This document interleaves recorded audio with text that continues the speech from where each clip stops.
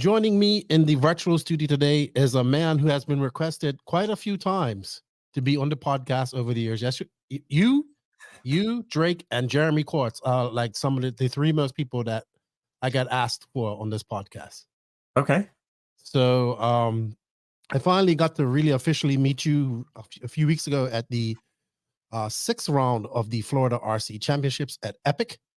It was great. I watched your videos prior to that. I've watched your videos over the years. So, we've really officially got to meet each other. I want to welcome Ryan Stiles Harris. How are you, man? Hello, everybody. Dude, I'm stoked to be on here. I'm doing good. Nothing exciting, just plugging away with some boring stuff behind the computer screen, but taking a second and jumping on this show with you guys. So I'm pumped. Absolutely. And it's your birthday today. So happy birthday. And thank you for your time. Of course.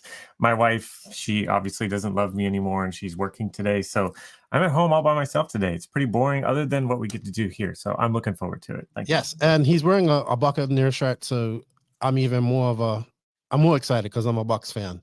And I would love to get to one of their games one day. Actually, never been to a game. Oh, okay. Yes. So if you guys don't know who Ryan Stiles Harris is, he's a big YouTuber in the RC racing world. One of the few guys that's been managed to take RC racing and make it into I would say a very successful YouTube channel. You've got about 50,000 subs, which in the big scheme of things of other YouTubers, maybe not as big as them, but in our small niche community, it's huge. You got lots of great videos out there going back to about 6 years. I was looking through some of your history earlier today. You're well known within the 110 scale world, around the world as well, because I've heard your name mentioned by all over the world, like Europeans, Australians, obviously Americans, and yeah. You get brought up quite a lot. So you are, in that sense, in our small industry, you are a YouTube, like a superstar YouTuber. It sounds weird sometimes. And then when people ask you, like, hey, what do you do for fun or for work? And then you get to the awkward discussion of, well, I'm an adult and I race toy cars, and then I go on the internet and I make content about it. It's very strange, but people seem to like it. So I've had this conversation times before myself. Don't worry. But you have been successful and because most of your content, I would say that all the content that I see is race related. You may have some fun things that you do and stuff like that, but everything else is purely race related and racing related. And that's awesome to see, because you don't really dabble in the bashing world, which a lot of people do, which is fine. I love that world as well. Which it's huge. Like you look at guys like Mark Santamaria, Kevin Talbot, Tom Lee RC, these guys, they got huge channels. But you definitely keep it to racing, and you've built up a very big following in our racing community. So I welcome you on her, and I really enjoyed your your last couple videos that you did. Kind of coming back. You was on a hiatus for a while. We're gonna touch on that. But I always want to ask this question. JQ gets extremely mad, but I don't know much about you. So I guess you are in Florida. Are you a Floridian from birth? No. Okay. So short answer is I'm a military child. So my dad, I was technically born in Tucson, Arizona many years ago, and then we just moved all around. So I was in Kodiak, Alaska. I was in San Diego. I was in Florida multiple times. But now currently I've been residing in St. Petersburg, Florida for a long time. I don't know. Well, how did Florida end up being the place where you ended up settling down? So that was where my dad finished his military career. He retired after 20 years in the Coast Guard, and then his last tour station was here at the Clearwater Air Base. So we just kind of stayed here ever since. I don't really like the cold weather at all. You snow and all that stuff, take it far away from me. I don't want it. And Florida, it seems to be, as I get older and you learn things about taxes and business ownership, it seems to be one of the better places to do those types of things. So the only downside, I think, is that there's a bunch of you don't get the full experience of the 4 seasons. It's pretty much just like summer and then 2 weeks of winter and then back to summer. It seems, and humidity. And humidity. Yeah, you were here. You know what I'm talking about. Yes, so very humid. As long as you could deal with that, I think Florida is a pretty great place, in my opinion. Okay, so you've lived there for quite some time. I guess we always have to find out. So was you into RC back in the day, or did you find this later on in life? Yeah. So wait, what do I have? It's all buried down below. Yes, I've been doing RC since I was a kid, more or less. My dad being enlisted in the military, he wasn't like an officer or anything. So we didn't have a bunch of income, the family, we did what we could kind of thing. We had to be resourceful. So my dad still wanted to race. When I was born, he was heavy into motocross. He was chasing down his pro card and he was getting ready to do that, in a full fledged effort. Then I was born, and he kind of had a moment of reason, I guess, and was like, "Well, if I don't make it and I have a son, that's going to be pretty bad for him and my family. So maybe I should do something responsible and go something more down like a solid career path." So he joined the military and then kind of gave up on his racing dreams, so to speak. He was doing RC a little bit when I was born, so he just kind of continued to do it over the years. And then once I got old enough to hold a radio, I think I was 3 years old. They got me Hmm. something for like my birthday or Christmas or something, and he kind of just took it from there, gauged my interest. I continued to be interested, and then it just developed into racing local club races and just having fun together. So yeah, I've been doing it since I was a kid, and I think I did it all the way up until I was 18 ish, and then life got really expensive and I moved out and I was like, well, can't do that anymore. So took a longer hiatus there for about 10 years, and then fired up the YouTube channel in 2017, I think. And then yeah, that's the brief history of Ryan's RC career and how it happened. All right. Well, after that 10-year hiatus, what was it that got you back in? Probably I just wanted to do something racing related. Hmm. Definitely can't jump into something the likes of a full-size race car, because that's just astronomically expensive. I still don't understand how people do that and maintain financial positivity. But I chose RC as a Hmm. means of getting my competitive automotive nature out in some way. And so I kind of jumped in and I was like, wow, this YouTube thing's been around for a little while, and I no discredit to anyone that was doing YouTube RC stuff at the time, but I felt like I could provide something that would help people understand the racing a little bit more on a very entry level, like a fundamentals type thing, and make it not so weird. I Hmm. don't know. To quote our mutual acquaintance here, JQ, he's like a bunch of nerds in a field with pink pinion gears and stuff. It's weird. Like Hmm. most normal people are like, what is that? So Hmm. trying to make it a little bit more normalized so that people can go, oh, okay, wait, let me see what this is all about and watch a couple of these videos. And then over the years, I've heard testimonies of people that because of watching my silly videos on like how to paint a body or something, that they actually ended up getting into RC. So it's been really cool to see that those videos have done something in the greater good, I'd like to think. Okay. Um, I guess we're gonna. That's awesome because people just don't know what we do, right? Mm. And it's always good to have videos. I think I went back today and I watched like your first video, or one of your first videos from a Super Cup, I believe. It's really Okay. good. Like you had the drone shots and you sat down there and you did a whole, I think it was what 18 minutes of discussing everything you do with your race and whatnot. So excellent videos. A lot of your videos follow suit with that. So it's really good. What were you doing in that 10 years of time? Was you going to school? Did you go? I guess because man, I'm gonna be honest, I am a fan. I'm looking at my lighting right now and I'm like, my lighting looks like shit.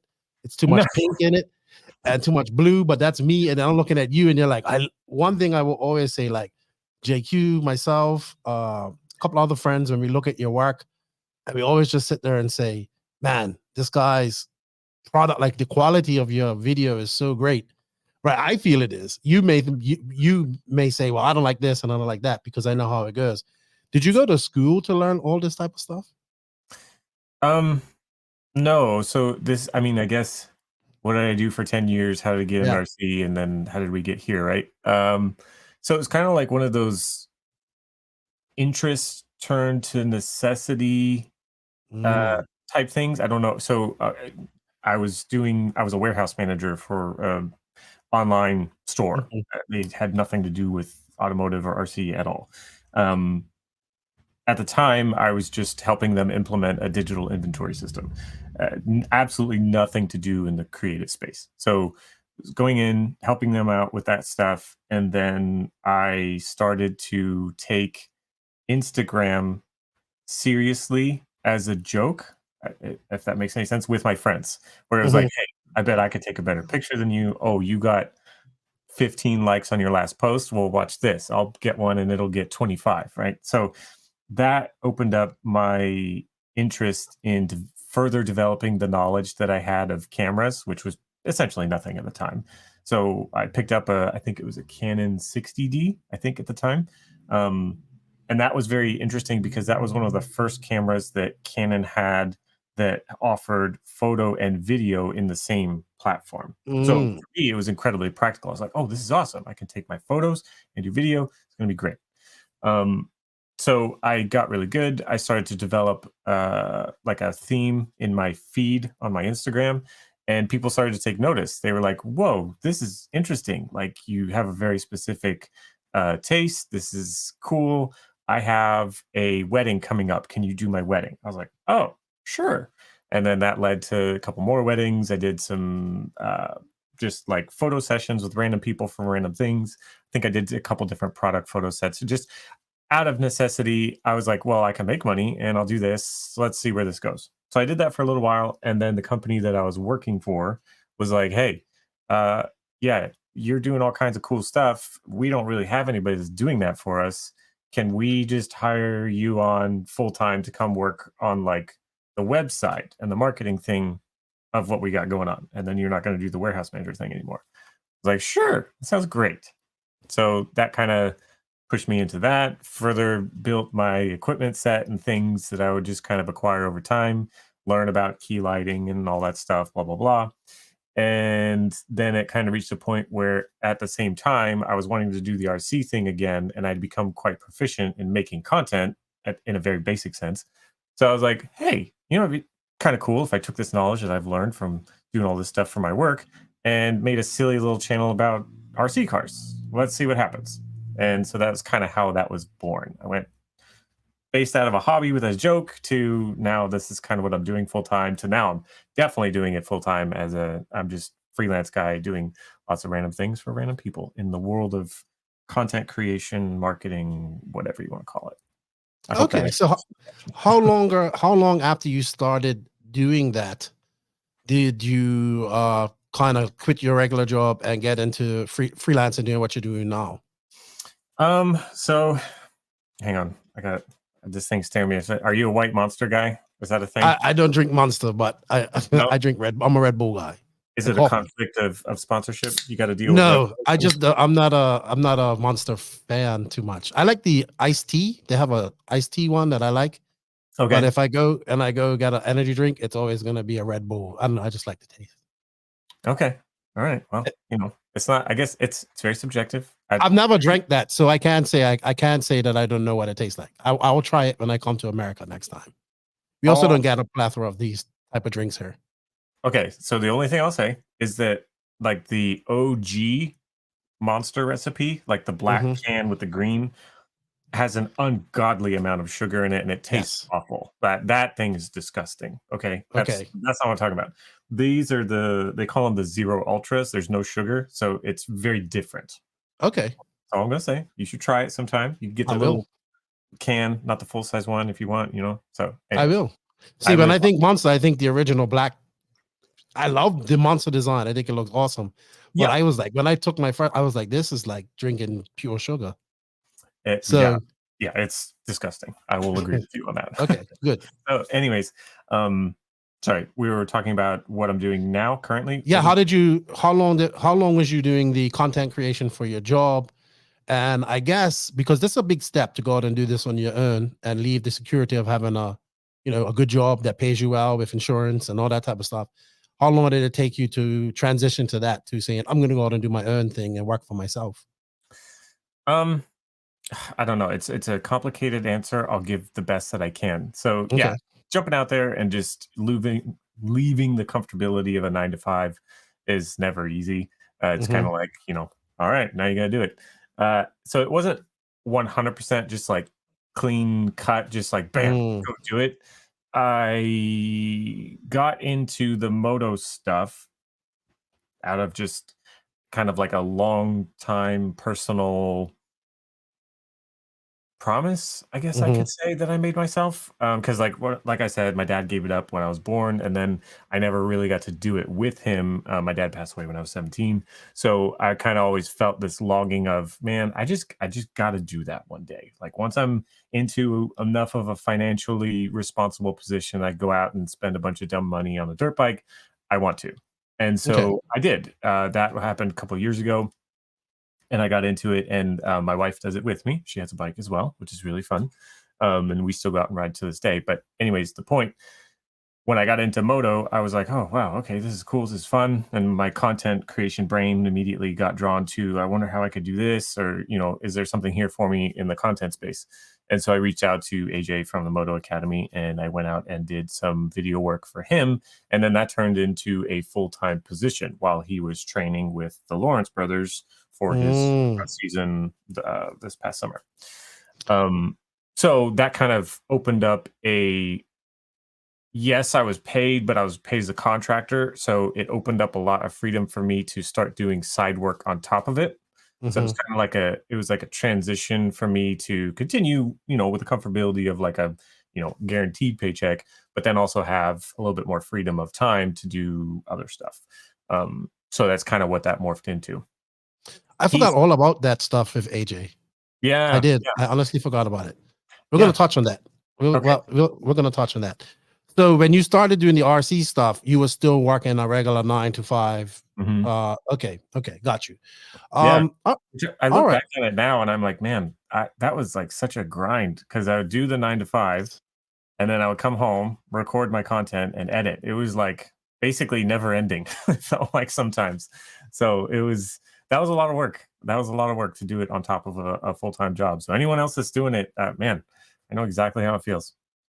Yeah, like I'm looking at your first video. Well, you have a mountain biking adventure, and then you have how to Instagram. But your first RC video was race day, Lake Park Club Race, which I watched this morning, 6 years ago. It feels like you've been doing this for longer for some reason.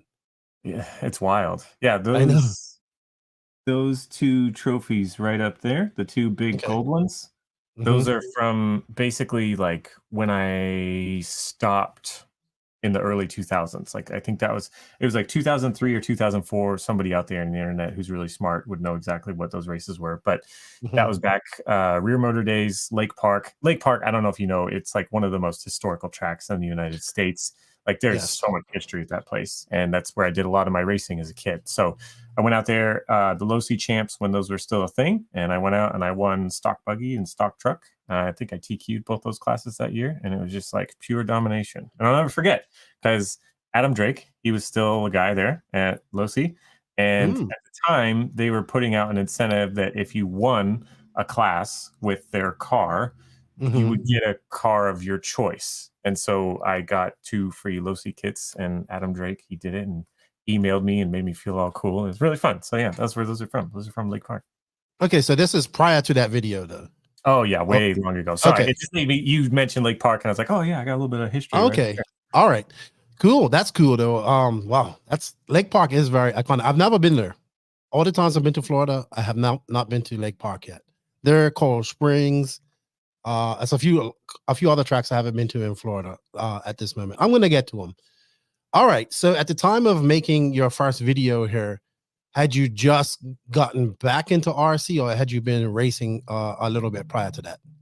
No, that was just me getting back in. I'm fairly certain. Oh gosh, I don't even remember. I have to go back and watch that video. I don't know if I was racing my old XXX CR in that video, or if I had gotten the 22 3.0 or whatever it was that was back then.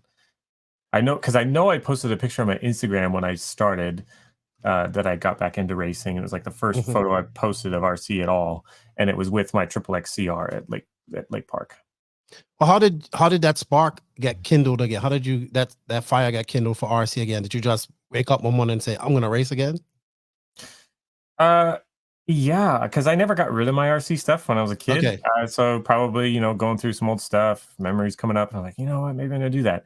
Not to get too sappy about it, but like after my dad had passed away when I was 17 and 18, it was like one, it was too expensive, and it was honestly very painful every time I went back to the track because it was just like everything was way too raw and fresh, and it was like I cannot do this without him. Hmm. So it took a long time for me to go through kind of like a healing process, if you will. Hmm. But yeah, man, when we used to race back way back then, it was another historical track, rest in peace, that we raced at all the time was Minreg RC. I don't know Okay. if you've I heard of remember it. from the magazines. Yeah, Minreg was the place that we would be like every Friday night or on their club races on the weekend. And that was back when the monster trucks, like actual monster trucks, was a Hmm. class. We would Mm. race our HPI Savage SSs that you would kind of build Mm. for yourself. And yeah, dude, those are the days. I miss Yeah, them. those are good days. I remember the monster truck days. That's when that's gotta be like early 2003, 4, 5. Yep. I would Yeah, it was say. early Yeah. 2000s. That's when it was Yeah. happening. Yeah. Yeah. All right. So you make this first video. What was the reaction after that first RC video? Well, I didn't have any subscribers. Right. So it was like, I remember the first time I was recognized, Jake Engstrom. I don't know if you're watching. He's not like a huge person in the RC world, but he's been doing it Hmm. for a long time. I'll never forget. You were the first person that came up to me, and I think I was at Newberry for a Super Cup race, and he came up and he was like, "Hey, I watched your video." He was the very Mm. first person to do that, and I probably had less than 100 subscribers at the time. Like I was nobody, and so I that was it. Kind of like, I don't know, motivated me. I was like, "Whoa, somebody watched my video, and now we're here at the track. This is amazing." Uh, and I just thought it was the coolest thing in the world. And then I started hearing more and more people locally, and then the comments online about how my stuff was pretty helpful, and that they really liked it, and they wanted me to continue making stuff about the stuff that maybe they didn't totally understand. Um, so yeah, I just kind of kept the spark going from there, and we just tried to make videos about stuff that I knew enough about to feel like I Hmm. could be a basic authority, not the ultimate by any means, but definitely somebody that sounds at least like they know most of what they're talking about. So it has seemed to go so well so far. Yeah, and then I would say it kind of snowballed because then I'm looking at your history here. You started getting into all the super cups. Uh, I think one of your videos that were different from all these are you read why you're switching TLR to Associated. Mm. I didn't watch that one. Was you switching? So you switched to Associated from TLR to Associated at that time in that video, Yeah. or was? So I was racing when I was a kid Hmm. in the low C days. Right. There was no TLR. It was low Hmm. C. Um, and I always liked their stuff. Their cars were great. They worked awesome. I never had any problems with it. But then when I got back into it, um, I can't speak to this with incredible amounts of detailed information, but the troubles that I was facing was being in a centralized Florida, basically AEJC Hmm. country. Hmm. TLR was had a very small support system. Um, and the car at the time, you were having to do all kinds of weird things to make it work, and I wasn't confident enough that I could overcome whatever that objection was and then still make it continue to work. And so when I drove an AE car at the time, I was like, "Oh wow, this is awesome. What's the setup?" And they're like, "Oh, it's just what's in the box." I was like, "Are you kidding me?" So I switched because at the time the support system was incredible, and it just helped me achieve what I was looking to do at that time. Yeah, I would even say now that in Florida it's still heavily AE. Oh Uh, yeah, and then 100%. 8 scale, I would say it's AE, HB, sprinkle of techno, Yeah. and a little bit of TLR and every other brand. But if you're in Florida, you're probably running J Concepts tires and Associated car, and especially back then in those time, and Super Cup was Super Cup. Yeah, I mean, that's still true to this day, and I would say Hmm. it's probably true. I wish I could see the statistics on what the average base of customer or racer, like how Hmm. many of them are AE, because I think that it's predominant across the nation, that it's predominantly. I would say so too. Yeah. AE is probably the biggest racing brand in America. I would say it's pretty decent in certain areas in Europe, but in America, it's huge, right? In every state, there's every region, there's a big AE contingent, and all the rest of them are just kind of like in little pockets around.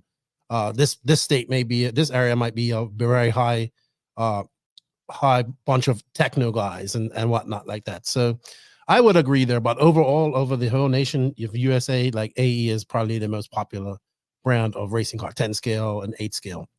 I would not argue with that. All right. So as things snowball, you're getting more and more subs, you're getting more recognized.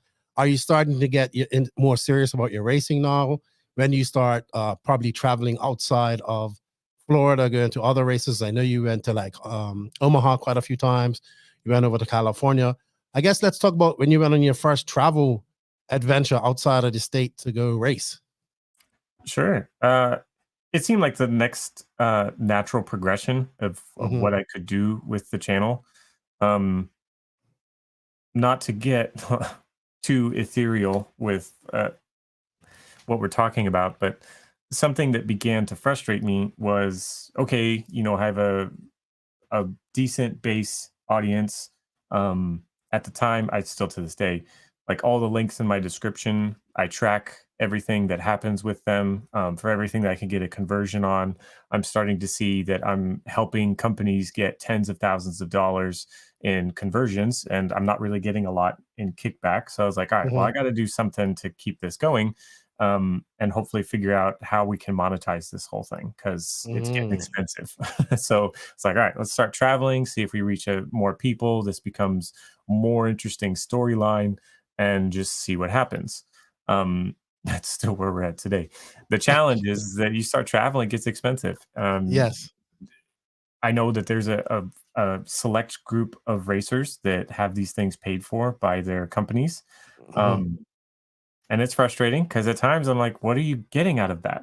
Show me the conversion that when you send this racer to all these races and all these tens of thousands of dollars, what is your return on that?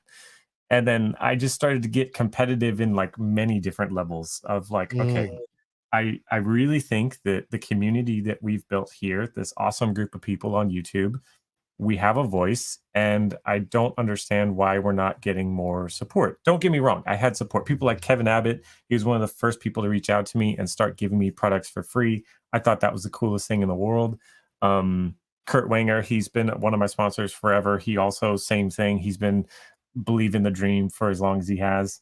But then when it comes to the car brands themselves, it's interesting. Like, I've had support from them, but it's been interesting. It's never been what I thought, and I think it's just I have a different vision than they have. So I got to this point where it's like I'm doing this thing. I want to try and do it for real, but then I just kind of like the support tapered off, and then I was kind of left in a position where like I can't financially sustain this on my own. The channel is not generating enough money to do that. So yeah, we did it a little bit, but then you'll probably notice it's like it didn't continue, and that's why. I'm not blaming, hey, give me money. It's like, no, that's fine. If people don't want to give me money, well, it's like now I'm going to stay local and I'm not going to travel because that's what we can afford. Mate, you are preaching to the choir. Yeah, you are preaching to the choir. I know your pain. Ever, Jake and I have this discussion all the time. So I know exactly what you're talking about. I truly do. Yeah. I truly do. It's a tough one. And I know that there are greater powers above like team managers and stuff like that. So it's like I'm not singling out one person. I think it's a bigger issue. It's like it's a collective issue of the industry. Like, what are we trying to achieve? I think my favorite example of like how to illustrate it to somebody, like what our issue is how Kevin Abbott, he gave this example. He was like, you remember back in the days when parking lot racing was huge? And I was like, yeah, that's parking lot racing with my TC3 and my front wheel drive Tamiya car.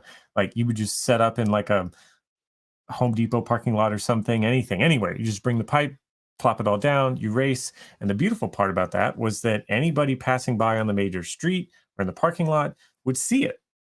physically, and they'd be, wow. I think one of the most powerful conversion tactics is a physical demonstration. So when people can see it, it's like, oh, well, out of 100 people that saw it, probably at least 5 or 10 of those people went to the hobby shop, and now maybe a few of them bought a car, and this thing, continues, snowballs from there. And it was great. It was successful. But now everything is like indoors, or if it's like a big 8-scale track, at least here in Florida, a lot of them, they're nowhere near the main roads. They're tucked back away where somebody can afford to have the land and maintain it and deal with noise complaints and stuff like that. So I get it. I understand how it is and why it is, but that natural physical demonstration, I just don't know that that's happening as much anymore. So the only place that it's really left, it's not a physical demonstration, is social media. So it's like anything that happens in social media, I think, is your last front to get outside of this. Who described it one time? We're all sitting at the same table, and all of the brands are exchanging the same baseball cards. Yeah. And we're not getting any new baseball cards. It's like, oh my gosh, it's all the same ones. So it's like, what conversion are we getting here? We're just trading the same people over and over and over again until they all leave because nobody can afford it anymore. Oh man, I said this on my live last night. I said the industry is worried about the 400 to 300 people that go to these big races, right, and advertising to them instead of let's grow that. All we're doing is, hey, let me have a little piece of your, like you said, that's a great example. We're all sitting at the same table, and we're all picking from each other's plates, pretty much. Hey, let me have a little piece of that. Let me have a little piece of that. And everybody's just picking, and we're all eating the same thing. We're just taking from each other at the same time. No focus on, hey, let's get something new in her. Let's all make it bigger so we can eat. Oh man, I love that analogy, and I agree with you 100%. Yeah. Sorry if I derailed our discussion. No, that's fine, because this is a great conversation, and I don't care about that. I love hearing your thoughts on this. I love it. So let me ask you a question. Sorry. So no worries. I think that my proposal to the issue that I'm claiming exists, okay, let's say maybe not everybody agrees with my stance. It's like, that's fine. So if we assume that we are all trading the same baseball cards over and over and over again, like, how do you get new baseball cards?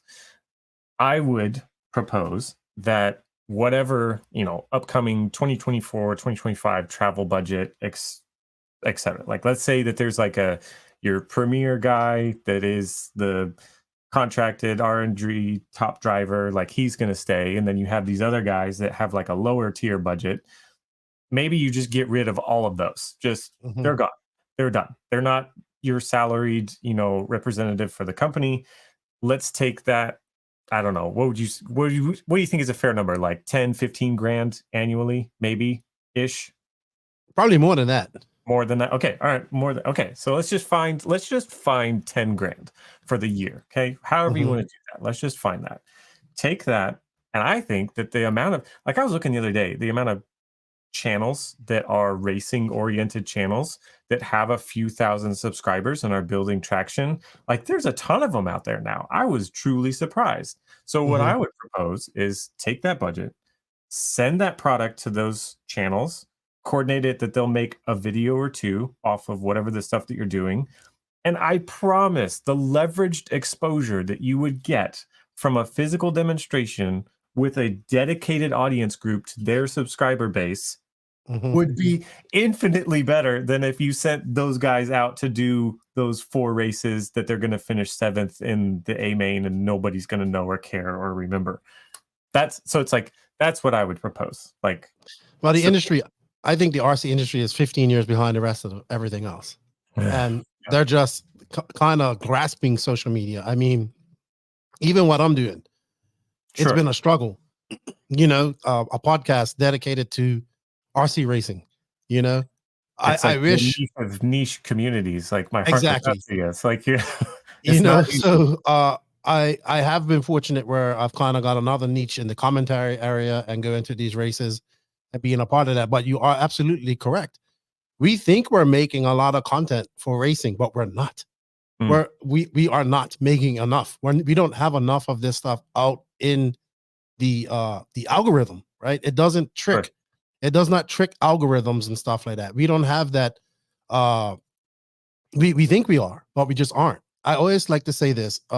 You watch Netflix most obscure sports. We can't even make that. We're so obscure, we can't even make that because we're not putting enough content out there. That's why when anybody ever comes to me and they're like, I'm gonna start a YouTube channel, I'm gonna do this, I'm like, do it. Because we need it. We need it. And we are the last. This is the last. This is the battle line. This is, like you said, this is the last front. The social media, the YouTube channels, the TikToks, the Instagrams, all that type of stuff. That's what's gonna get people into RC. And but we also need to, the industry needs to realize that, and they need to cater to that as well. They have to understand that that stream is just as important as the race that's going on there. If you do, say, I do a lot of the live streams. So like what RC, so I always go back to RCGP. People's gonna get mad when I say this. RCGP, their goal was stream first, race second. Sure. So the race was there to provide for the stream. And that's why, that's when you use these professional guys. They had the I would say the RCGP class, which was like that 12 guys, 14 guys, whatever. They were there to be filmed. They were there to do, you know, oh, we need you to go out there and do this on the track. We need you to do that. You need to be over here for interviews. You need to do that. And all that's what their job was. And that's the product that goes out to people out there who don't know what we're doing. And then, of course, the RC2 class was, hey, we also need to make some money at this as well and provide a race for those 100 people that showed up for the RC2 class as well. But unfortunately, the industry isn't focused on that. It was so bad with RCGP. On the first year, they had a media day. Now, these companies paid this money to be a part of it. The media day is very important. The media day when they would come do pictures, interviews, getting shots of your car, shots of your pits, all that type of stuff. Before the racing actually happened, no company showed up. Only JQ Racing showed up, right? The second year, the second season they did it, they made it mandatory by actually having practice on that day. So then the companies were like forced to come because the drivers wanted to get practice. As an industry alone, they're not thinking professionally in that term. And I always like to say we have professionals in RC, but we're not using them in a professional manner. And you tell me, if you go to, we're going to go to Florida, I'm going to be at Florida Copper Champs in 3 weeks time. Let me know if you can go there and tell me who's a professional RC racer and who's not, because we all look the same. So I think the industry as a whole needs to start being more professional in that sense. And these drivers who do get paid for some money, we need to be utilized. These companies are they're spending this money on these guys just to go out there and drive, when they should be also getting these guys to do more PR for these companies and stuff like that. That's my thoughts on it. And it's getting better. We go to, like, for instance, I'm doing a lot of work with Lance and Danny and all these guys in our streams and whatnot. So like Lance understands the importance of the production, right? He understands that it's more than just a race. The production is the big part. The production is what's going to eventually, hopefully, get that big sponsor in, because that's what that sponsor's worried. He's not worried about the 300 people that are at that race. They're worried about that reach that stream gets, right? In the end. And that's where they want their product showcase. So he makes a focus to, like, he's the RD, so he's running the race. You're done, you go over, get your interviews, like you saw at the Florida RC Championships. He's very big on the production. And I think once more races get behind that, promoters, RDs, and companies get behind that, then we'll start seeing a shift in what we do, and we'll start seeing more people, more eyes getting on what we do, because we have gotten away from the let's have a touring car race in a parking lot, which I still think we should do. You know, it was one of the best things to get in people into RC, but now we have to, our parking lot is online, social media, YouTube and Instagram and all, Facebook and all that stuff. That's our parking lot now to get those people in here. It is 100%. And I think that probably, I'll be completely honest, one of the reasons why I, fired up some racing and content again there recently was because of what Lance was doing. I see it from a content creator's perspective. It's like, oh, he's building this amazing ball of momentum. Has an audience. There's a storyline there that I can be a part of and contribute to, that kind of, it comes from the whole community. It's not just one person out there doing one thing by themselves. I'll never forget, one of the most discouraging things that I ever did was I went on my own to do a race up at a track. It's not there anymore. I forget the name of the track. I went up there. I raced a nitro and my 2-wheel drive buggy. It was a very strange event, but I did it nonetheless because I was like, hey, I can drive there. I can afford this. Let's do it. And I go do it. And then my core group of people that was kind of like knew me here in Florida, they made fun of me so bad because I didn't win. They were like, oh, you went and didn't win. You got beat by this guy. Ugh. And I got so discouraged because I was like, man, I'm not trying to win. I'm trying to go do something, be with a different group of people, learn some stuff about my car. Sure, if I podium, great. If I don't, that's not the point. The point was that I was trying to do something, and then it immediately just got like squashed into the ground by like everybody that, my core group of guys. So after that, I was just like, what am I doing? Like, if I can't get the support of the industry in just like a basic sense, do I even understand what's going on? Because I think I do. It was very frustrating to have that happen. So I'm sure you've had your moments of discouragement. And whenever you have somebody, you're working with Lance is working with you. I'm like, dude, I don't know how I can be a part of that, but it looks awesome and they're doing a great job. So I'm going to jump in and try and contribute and support this cause because it looks really cool. Yeah, he's got a very good thing going on with the FRCC. I think it's the best series we have probably in the world. And he has, like, I don't know any other series that has full streaming. And then he kind of brought me on to do interviews. And then I kind of got, I did a couple of commentary gigs on my own. I've been doing commentary all last year, but never on my own. And I did like PNB on my own and the Nationals on my own. And I went over to Portugal. Then I said to Danny, I want to do commentary on what we do. And he sees the value in it. And that's why he works hard to get me to these races. And once it's like, I want you to come to all the FRCC races. I enjoy it because I got around a base of people that have supported me from the get-go. The Southeast has been a very big supporter of me from the very beginning. And it is great. Like, so the last race, we had storylines, right? That's why I like series. We build storylines. So my storyline going into that was having you there. So we was talking about you and, I was talking about your videos and all that type of stuff. Then we had the Colombian guys like Nico Parra, and I know all them guys. And I was like, who's the number one Colombian guy? And, all these different storylines, but that goes into the next round, right? At Callahan in a few weeks' time. So that's one of the great things about having series. But discouragement, yes, I get it. I remember when I came off of a year last year doing all the stuff, I commentated at the Worlds. I went on this big tour of South America at the end of the year, like almost like what I'm going to be doing here in America. And I was like, yeah, I'm not going to travel this much this year because I had to kind of put my foot down.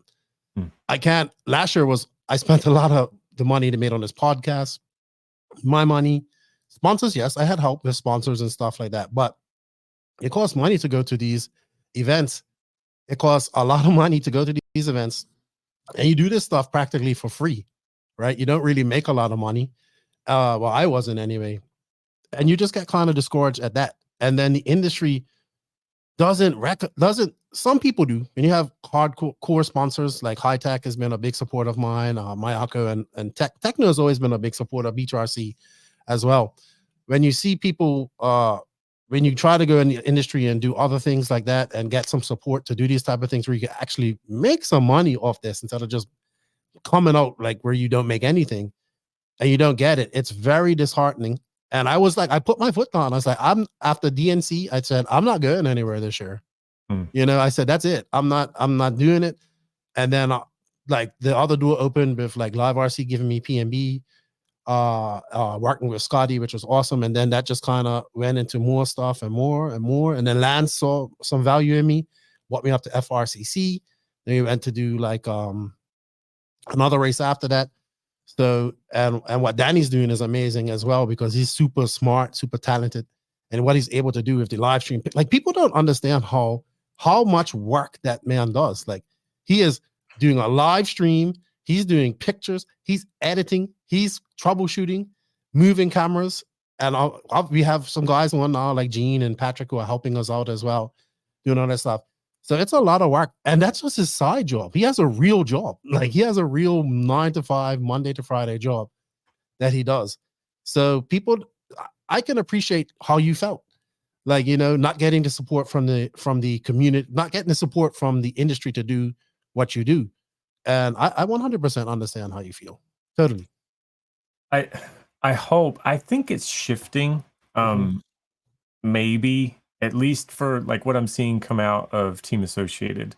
The struggle that I have is that maybe this is just my own personal approach to trying to market myself, is that it's always 100% very intentional in my videos that I don't ever wear RC stuff. Like, I think maybe I've done once or twice by accident, but I want to be as candid and relatable as possible, because I don't want you to think that because I have these stickers on this body that what I'm saying is influenced. I mean, I guess, yes, it is in a sense, because I am using the product, so there is a bit of bias, but I'm still going to give you my honest opinion about it, and I'm going to put the story first 100% of the time. And then anyone that's a part of it, you're going to be guilty by association, which I think is one of the most effective tools to bringing someone to a particular brand. Probably one of my favorite examples is Peter McKinnon. The dude does not wear brands or logos, but a majority of his followers use Canon products because he uses Canon cameras. He has a relationship with the brand, but it's not forced into people's faces. So I kind of took note of that, and I was like, I think that I could make people want to race a TLR car if I don't wear a TLR shirt. And then, sure enough, I've heard many people come up to me, "Oh, I got all my stuff because I watched your videos." Da, da, da. That's good.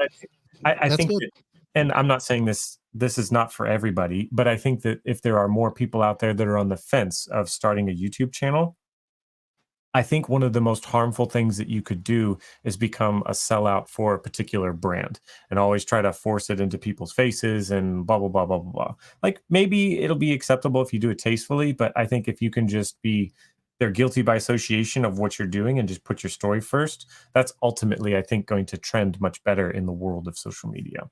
I would agree, and I say that I have all these sponsors on my background. Sorry, and I like to saying it. I'm no, like, oh, no, but I'm a little, I'm different. I'm like I'm not a content creator in your sense per se. This is another form of advert. This is radio. I would say a radio show is the best thing. It's a radio/TV show. Absolutely. And you are sponsoring that. You know what I mean? You aren't necessarily sponsoring me. Now, there are some companies that I probably adhere to a little bit more because they've, I've created a personal relationship with them, like High Tech, Hot Race, Mayako, Beach RC, obviously through Brent and all those type of guys. So I do. But I'm not going to tell you to go out there and get a Mayako just because I tell you. I say, hey, man, this is when people say, hey, I say, get whatever makes you happy. If you want to be happy, go get what makes you happy. If it's a Mayako, if it's this, if it's a Techno, if it's this, get what you like, make what makes you happy. I said, all I care about in the end is that you race and you stay in RC. That's all I care about. I don't care what brands you run. I don't care what you use. If you choose to support any of these companies or that support me, or support this podcast, then that's great. But you are not forced to do that. I agree. I understand what you're saying. I'm in a little bit different position than you. I'm like a walking. I'm a walking. I mean, it's no different from a company advertising on a website. This is just a video, and we have bills to pay her and all that type of stuff. But yeah, I understand that, and your videos have grown over the years. I guess I know we don't know if a tangent, but that's fine because I love having these type of conversations.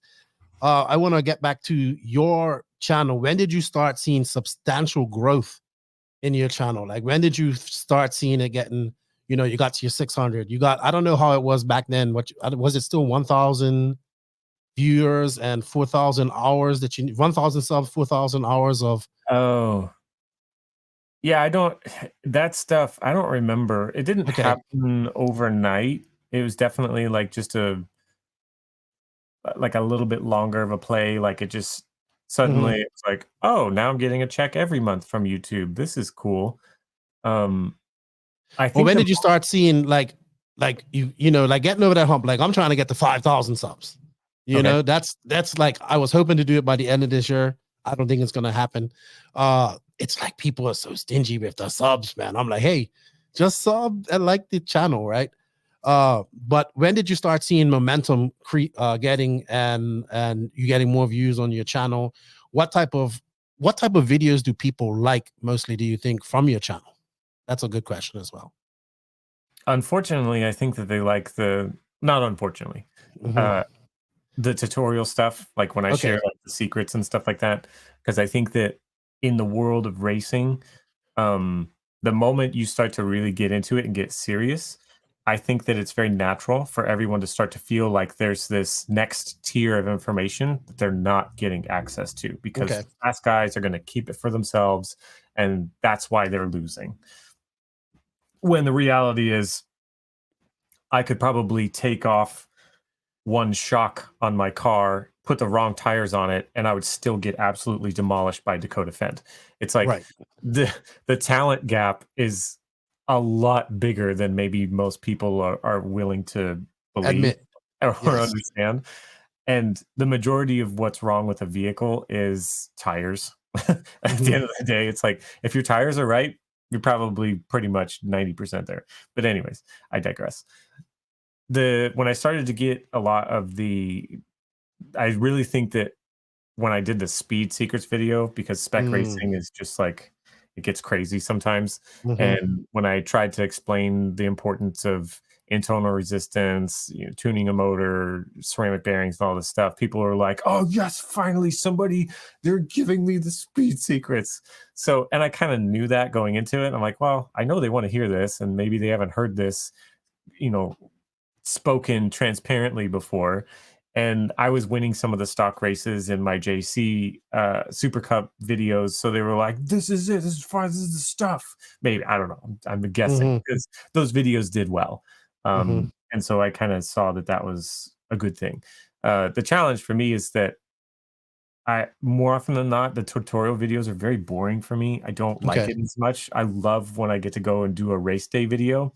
So I Okay. tried to morph it into all right, I'm going to do a race weekend. If it goes well enough, I'll do the talking as I'm going. But if it's not, and I have to glue up a billion sets of tires and I'm thrashing on my diffs, I'll just do the talking portion after and I'll do it back Mm. at the house and I can do the sit down and here's the things that I did and I can be very clear and concise about what went on. But usually I'm doing that version of video because race day was really hard. Really hectic, right? I Yeah, get that. It's I understand that. The vlogging is kind of what I like to watch as well. I'm mm, not too big on the tutorial ones, and I guess we can talk about even with JQ. I remember when he came up with his engine tuning video. That's like his sure. most popular video Mhm. ever. And it's not that he's some engine tuning guru. He just was able to break it down where everybody could understand. And he, he did a very good job of, showing people what was this and what this done, and people learn. Like he gave people the knowledge to then go learn on their own, you know, Sure. which I think is why people like your tutorial videos. It's not that it's no really big secrets. I mean, everybody's doing it. It's not Mhm. the reason why you're that fast. You still go out there or you won. It's part of it, yes, but it's also going out there to the track, doing well, putting in the time as well. But some people may just not know that, right? And there seem to be the videos that people do like. They, like you said, they think that's the speed secrets or whatnot. Like whenever I have JQ on a live, it's like we do a live show or we do questions. People just ask questions and they ask the same questions over and over again. I posted for this podcast that we're gonna do, we'll have Max on. And people ask, like, as soon as Max comes on, they like to ask his questions because he goes into science mode. And I absolutely, when he starts going into science mode, I absolutely blank out. I'm like, he's talking to me, and I'm just like, Next question. Next question. It's not because I'm not into it. I've heard it over and over and over again from him and JQ and all this type of stuff, and it just doesn't interest me anymore. Now it might be something that piques my interest now and then, but not every question. But that viewer who asked that question has the right to get a great explanation because they support us. And Max goes into extreme science. I have to give him a safe word, and I have to, calm him down after a little bit because he starts answering himself. But people like that. Some people hate it. Like, he bored me put to death. But then some people get mad when I try to cut him off and be like, all right, Max, you gotta wind it in. And they're like, no, let him go. So it's like a balancing scale. People that don't like it versus people that do like it. I think more people like it. That's why they ask the questions. So awesome. The vlog videos are great. I love vlogging videos, and whatnot. I think telling the story of the race is what I enjoy the most. So I do like those videos.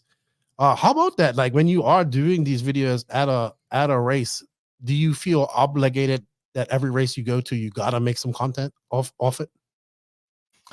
So probably, like I said a while ago, the story is first. The story is always king. So if I know roughly what I can make a video about, and it will be concise and it makes sense, then I will make a video. And so it's like I'll have the story first before you even get to the track, and then it's like, okay, I know what I'm going to film, I know the things that I'm going to do, da, da, da, da. But if I don't have that prior, then I'm just doing a club race today and I'm not going to record anything, which I would say is probably like, that happens more often than I do actually make a video.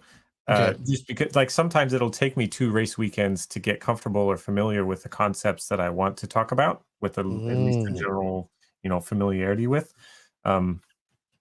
Yeah, that's usually the way I approach it. Sometimes things will happen spontaneously, but not too often. Okay, so how much time would you say it takes to go from, like, your latest videos, where you was testing prior to the 6th round of the FRCC?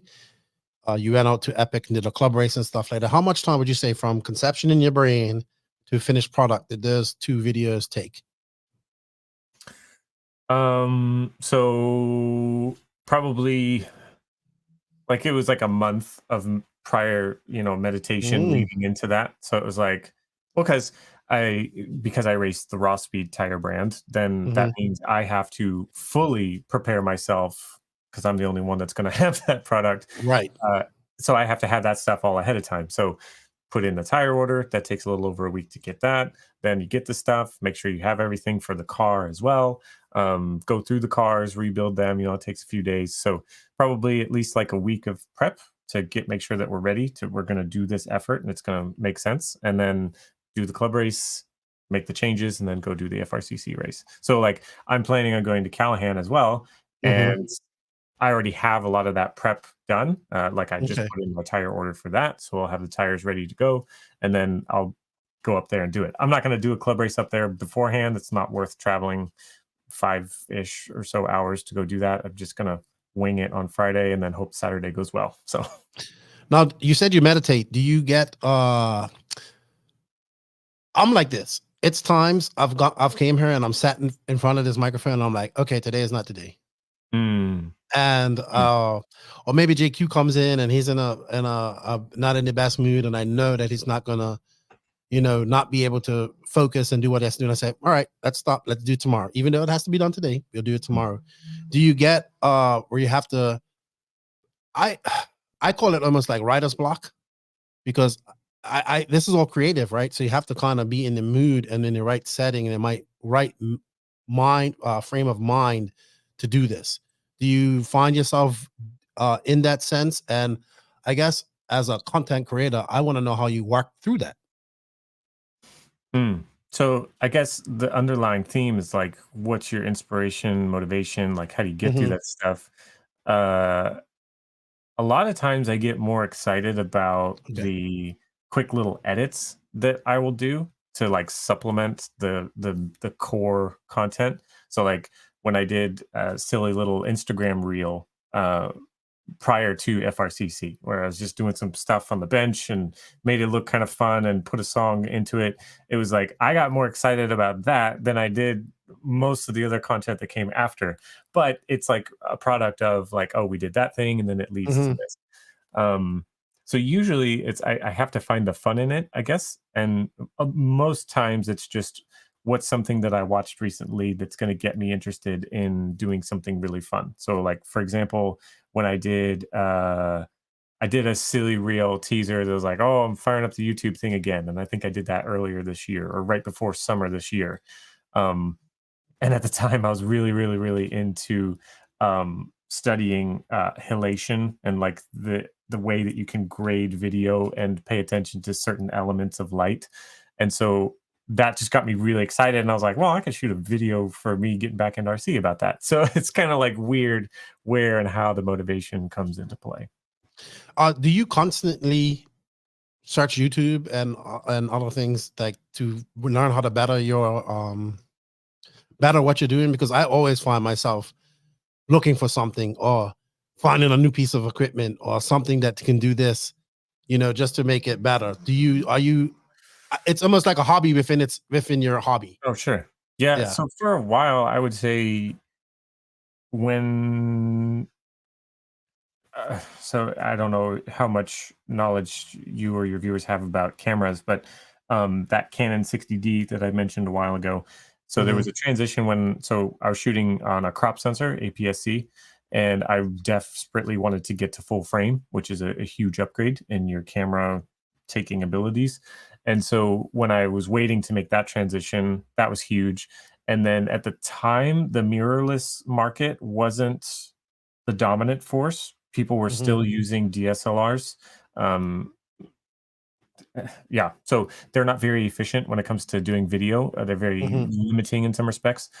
So when the market started to transition heavily into mirrorless, I painfully went from a Canon setup to Sony because at the time, and I would argue still to this day, Sony has the video side of things very dialed in, like very, very dialed in. So for me to shoot 240 frames per second or get something in 120p 4K or shoot 10-bit and it looks really good or whatever, a bunch of very technical mumbo jumbo.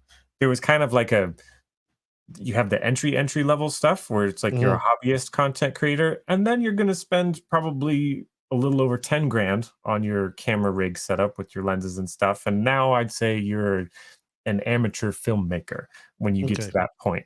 So now I'm at the point where it's like if I was going to continue to fuel my addiction to buy gear that's better than what I have, we're talking about camera bodies that are like 20, $30,000. And Okay. it's like Yeah. we don't make that kind of money on this channel. Okay. That is Got you. not anywhere near Got you. what we need to do. So Because it's a hobby. It's a hobby, man. You get in there, oh, I need this and I need that. And it's I get it. But man, we like to buy whatever and we can. I've had a lot of people comment on my videos that they notice sometimes that they're like tonally, they're like, your microphone sounds really good. What do you use? And then they see the link that I have down below. And I have a Sennheiser MKH 416, which is kind of like the poor man's cinema audio setup, if you Mhm. will. It's a very, very nice shotgun mic. And I love the way that this sounds tonally. So, Yeah, it sounds great. It sounds great. All right. Moving on. So you took a hiatus from RC for some mhm, time. mhm. You got heavily into motocross. Tell us a little bit about that. Is this when you started working with AJ and those guys? Sure. Um, you had an accident as well, which you hurt yourself, and obviously you're recovered from that. But let's talk about that. Your hiatus from RC, what happened there and why did it happen, and then what you did in this. That it was about 2 years, I would say, that you did that, roughly about.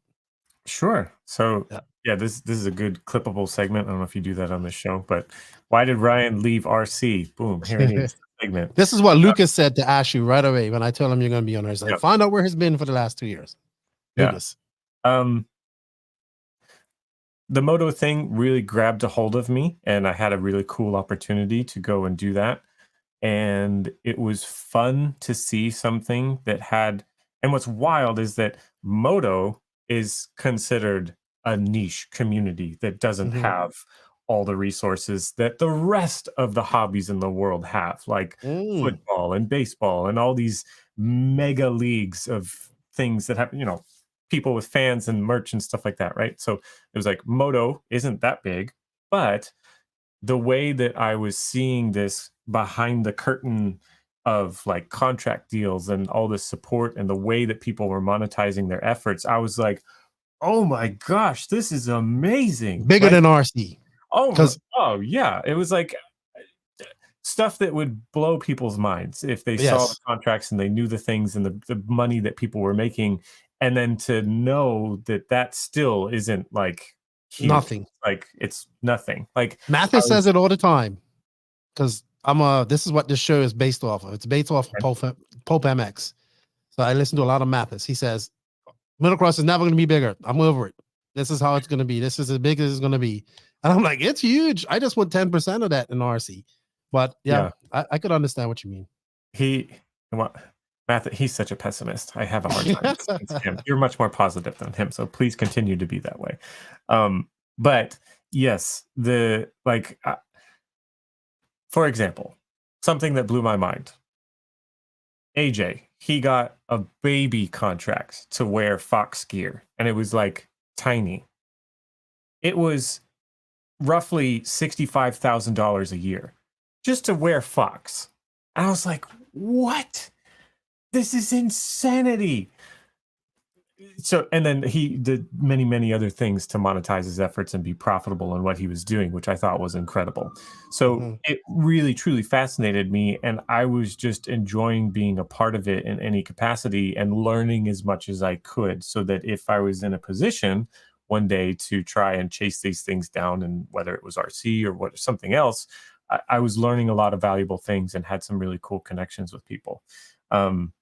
Just again, to put it into perspective, this that number plate back there, for those who are no strangers, that's Jet Lawrence. I stole that number plate from his locker one day, and he looked at me. He's like, "What are you doing?" I was like, "I'm taking this. This is mine." He's like, "All right, fine, whatever." So that was a really cool experience to be able to like hang out with him and just do silly things. But he was saying one day they were doing a shoot for Red Bull, and he was explaining how poor he felt. Mind you, he gets paid millions of dollars from Red Bull and Honda and all these companies. Like, he makes a ton of money for a child. He was saying that they went to do this shoot with the swamp buggies for Red Bull. Something that happened like a couple years, maybe it was last year, whatever. And the way that I don't follow Formula One, strangely enough, I don't know if that shocks people, but there was two of their prominent athletes for Red Bull that they went to the same thing. Like, they sent all their athletes there to do the thing.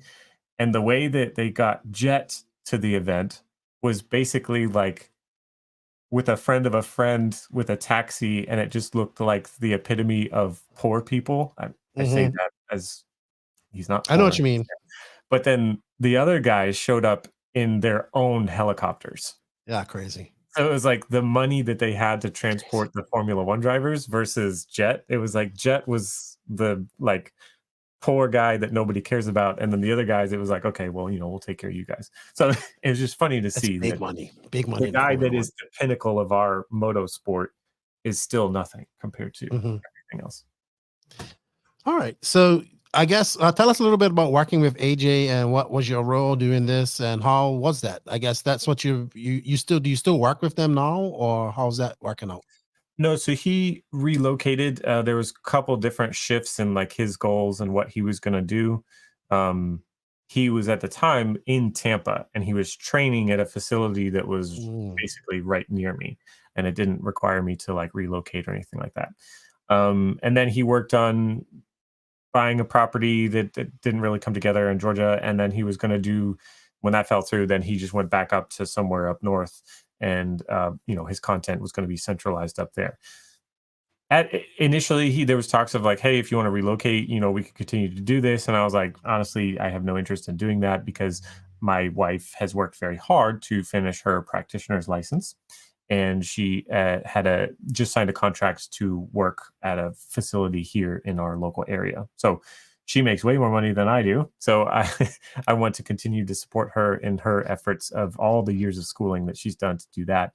So Smart man. it's much smarter for us to continue to do that.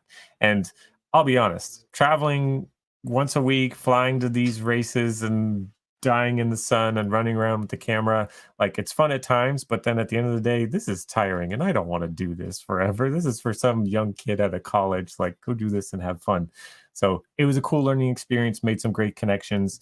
And then I just, tried to figure it out outside of that, move on. Well, how did you meet him and get like how did he approach you? Did he just see your work prior to that, or you just like how did that whole situation happen? So when I got my first bike, I bought Mhm. it at the age of 33. I never really ridden a dirt bike before. And so naturally you go to YouTube and you're like, all right, well, somebody's going to teach me how to ride a dirt bike. Let's see what we can find. So AJ's videos came up and I just shot him an email. I was like, hey, if I come to one of your classes, can I make you a video in exchange for coming to the class? What do you think? He's like, yeah, sounds great. And I sent him a link to my YouTube channel. He watched some of the stuff. He's like, wow, this looks awesome. Can't wait to see what it does. So I went to one of his classes. For anybody that's going to connect the dots, it was his Sandlot video was the first video that I made for him. How do I say this respectfully? I knew that I could make something better than anything he had done to that point on his channel or come very close to it. So I kind of knew that if I did well on that video, that maybe there would be some work opportunity after if we could continue our relationship in some capacity. So at the time, he hadn't made the plans yet to move to Tampa. He was still located up in Virginia. So I just thought maybe once in a while he'd fly me to a class or something. We could do something. But then the opportunity came that he was going to move to Tampa to train for Supercross, and he hired me full time as a videographer for that. So I'll make reels and YouTube videos and all that stuff. It really came together though when he wanted me to help him film the first set of master classes for his app, the Moto Academy app. So Mm. a core of at least like 50 of those videos, I filmed them all. Flew up to Virginia, we shot the whole thing, edited it, and then that's how he launched his Moto Academy app, which was very eye-opening that somebody could make that much money off of something that's an intangible product. Still, I got to figure out how to do that myself. But yes, that was kind of the big come together, work for AJ now, and then that's how that happened. Okay, so you did that for the last 2 years, more or less? That was like a year. And then the other year was probably like the year prior to that was me just being sick of the RC community Mm. not aligning with like my visions or values, I guess. Mhm. So that's just me. Not Burnt out. yeah, You got burnt out. Because I yeah, think one he did a video of JQ with he did his Death of RC oh yeah, series. yeah. And I understand how you got burnt out. I'm getting to that point now. I'm excited to go to these races, but I'm also looking forward to my time off, Christmas time, Mm, spending her with my family and whatnot. mm. So you got burnt out of RC, got into motocross. Tell us a little bit about your accident because you did have an accident and you hurt yourself. Yeah. So my local track is Tampa MX. Mhm. That track is my favorite track that I've ridden on. Uh, for people that are professional like riders, like A group or better, or even B group guys, I'm sure that they look at that track as simple. But for most C class or like beginner, like the sportsman or the intermediate guys, there's a lot of bad things that can happen to those people at Tampa MX because it's very supercrossy. So it's like Mm. if you mess up, it's probably going to hurt really bad. Got you. It's not very forgiving. Um, it was so dumb. It was the finish line jump is a feature that they have kept at that track for years, and I've jumped it 1,000 times. One lap I got it wrong.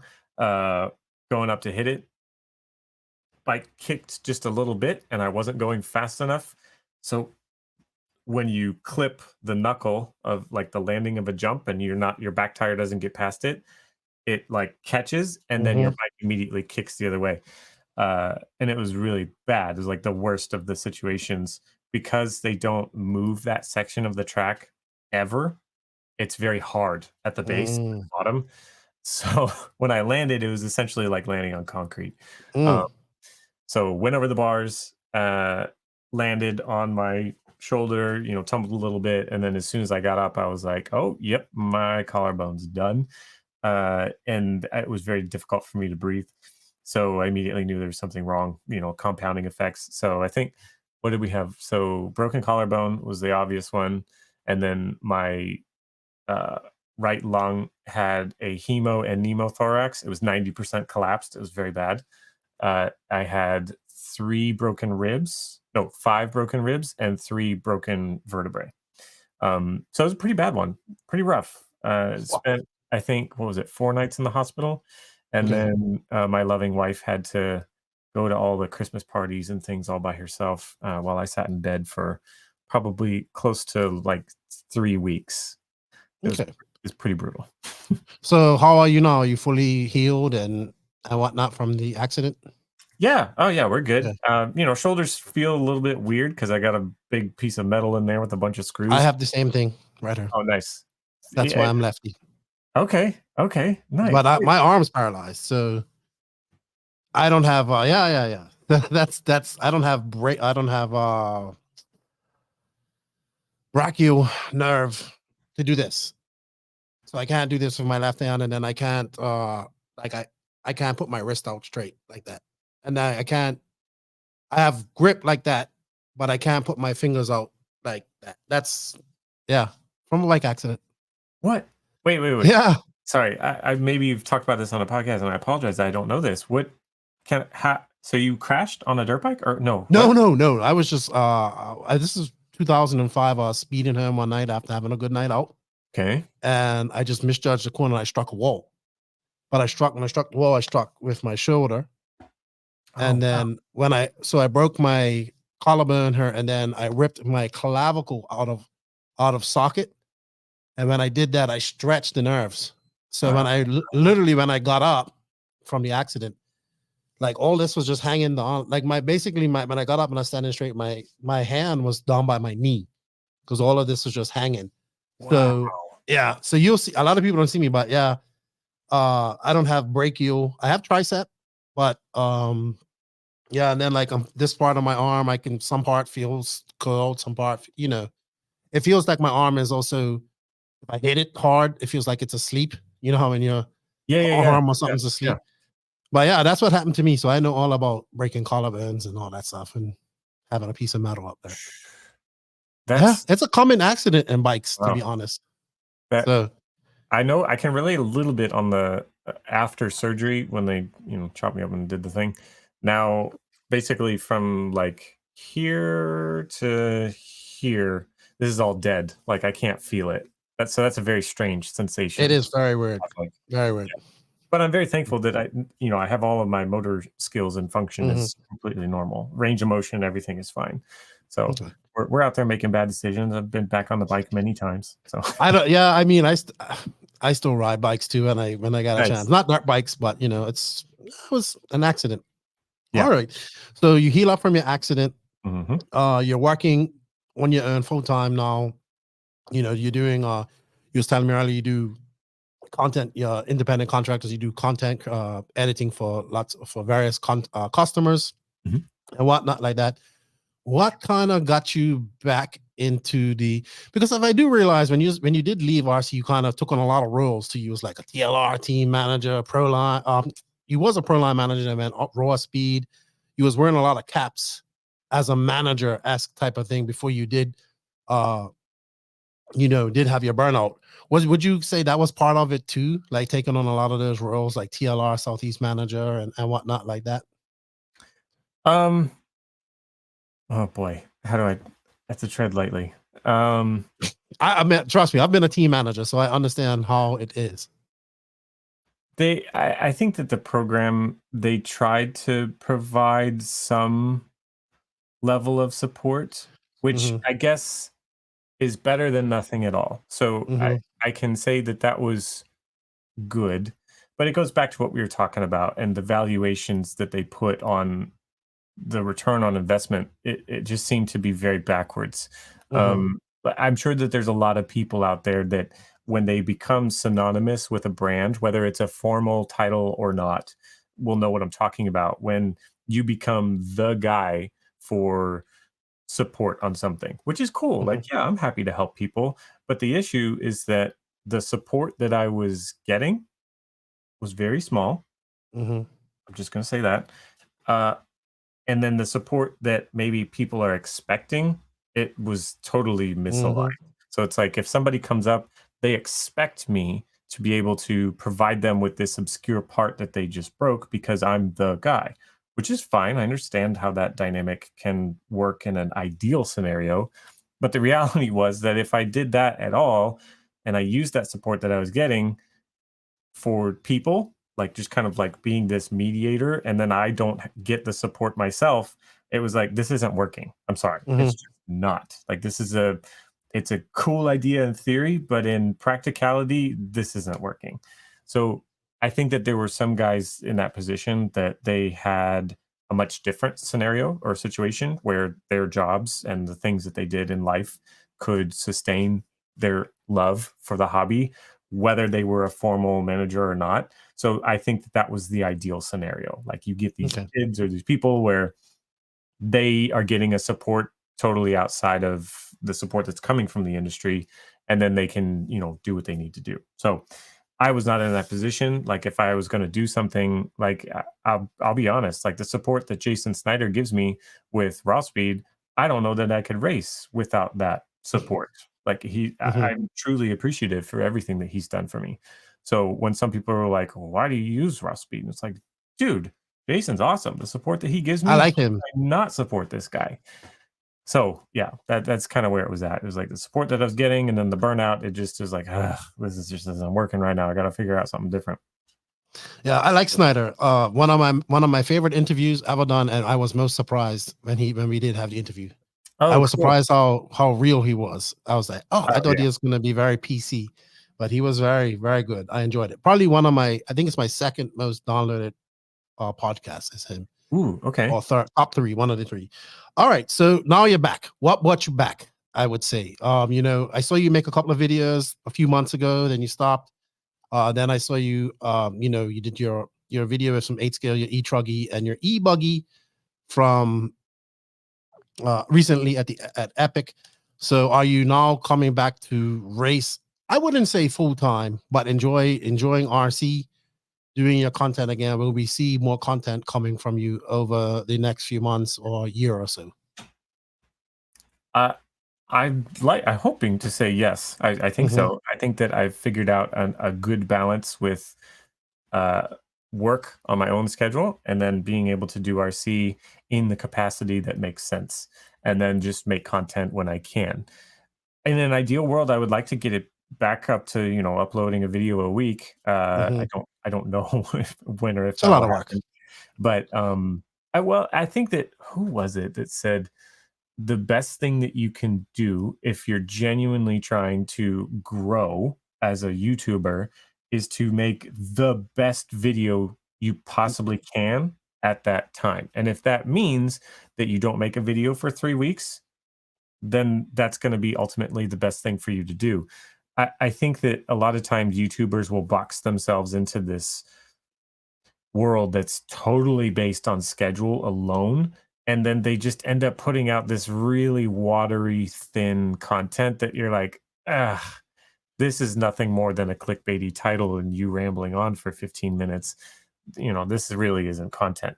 And that is something that I've tried to avoid since day one. Like I don't want to make content just because it's clickbaity and it's going to get me views so that my AdSense check is bigger.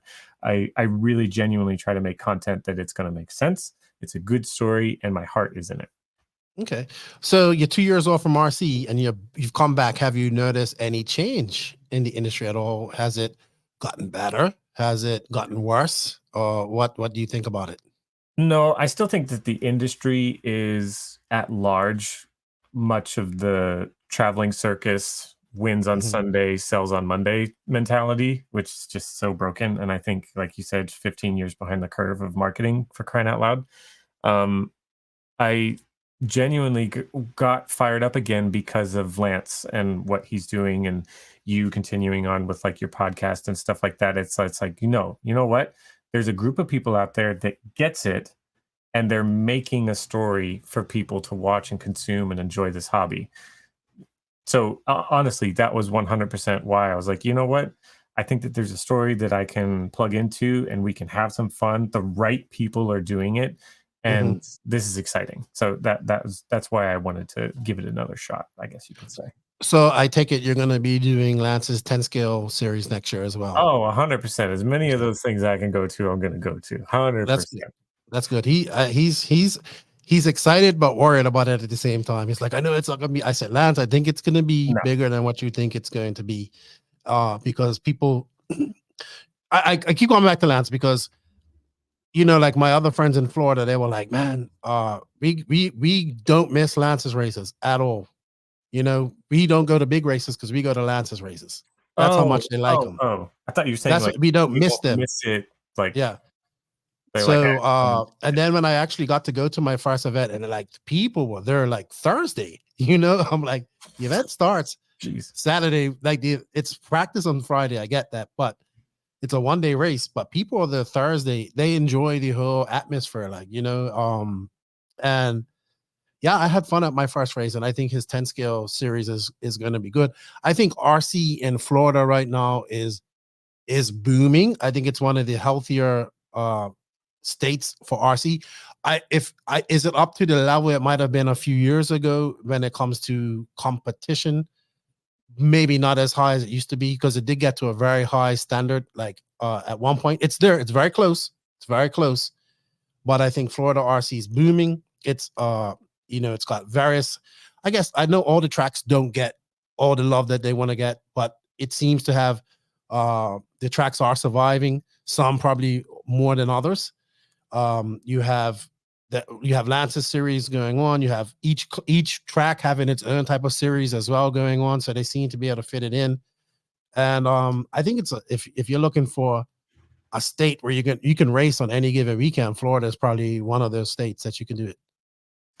Sure. Yeah. I mean, I guess I'm spoiled because I'm in the middle of the state, more or less. So Mhm. it's like if I go north or south or in the middle, it's kind of a good spot to be. Like the guys that are down south, it's like everything is 4 hours or more away. So I could understand that being challenging, but there's a lot of tracks down south. So yeah, Florida's huge too, there's as a I've lot of learned. tracks, and we don't have to do the winter thing where we shut down. Mhm. It's sketchy during the summer for a few months, but it's too hot to even go out there and do much anyways. So yeah, I think that it's a good place to be for sure. Okay. Just a couple more questions and then we're gonna wrap this up. We touched on the industry and whatnot. Now this was a big topic uh last night on my live. Um can we make RC mainstream? Can we put RC alongside a motocross, supercross race? Maybe have a big race along with that. There's two questions, and I have one more question before we wrap it up. What do you think about that? Do we have the potential to go mainstream? If so, how long will it take? What does the industry have to do? Oh man. Okay. All right. This is actually because I was gonna spring this on you, but I think this is a good segue to get to it. Uh, I could label this segment. Why did RCGP fail? Go ahead. Go ahead. So I'm not going to put this on anyone else. These are my ideas and my opinions, and I was not heavily involved in any of it. This is just from an Mhm, outsider perspective.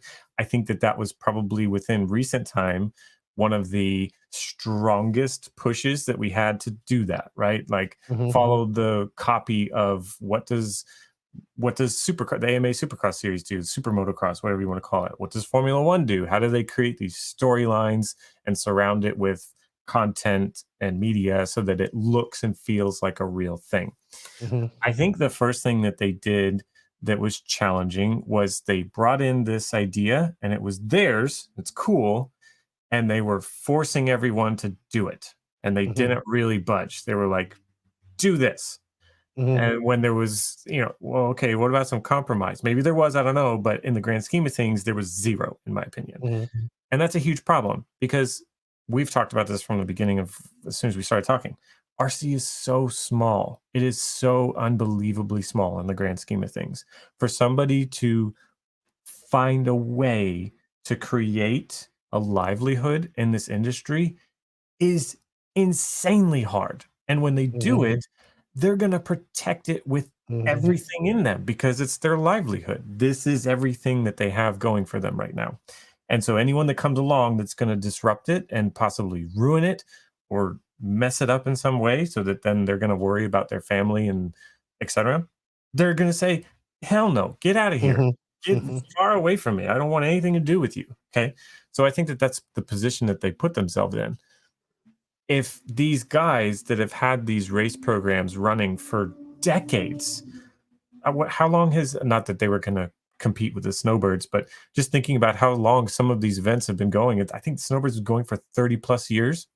When you have events like that, Silver State, the DNC, blah, blah, blah, all these race time events, these guys have figured out how they make a large portion of their money for the year through these events. Now, are they going to do something to compromise those events or possibly just not do it because of something else? No, of course not. They're going to tell you crazy. Get out of here with that nonsense. And then you look at the support coming from the industry that these brands have allotted a budget that they're going to go to these established events because this is where we have deemed it that our return on investment comes from, whether that's true or not. Those are the decisions that they're making, and that's why they're making it. Are they going to go, you know what? No, we're not going to send our guys to these established events that we know we're going to get coverage and exposure at. We're going to go to this thing that's totally unvetted and we have no idea what's going on. And it's going to cost how many tens of thousands of dollars? Sign me up. Let's do it. No. Not. So again, on all points, you have gotten this big fat no, and then they're going to sit there and say, why is nobody supporting us? It's like, okay, let's restructure this. What could we do instead? This is my idea, okay? And somebody send me a check when it works, okay? Those events that are established, let's all get in the room together, sit nicely at a table, civilly, and let's discuss this.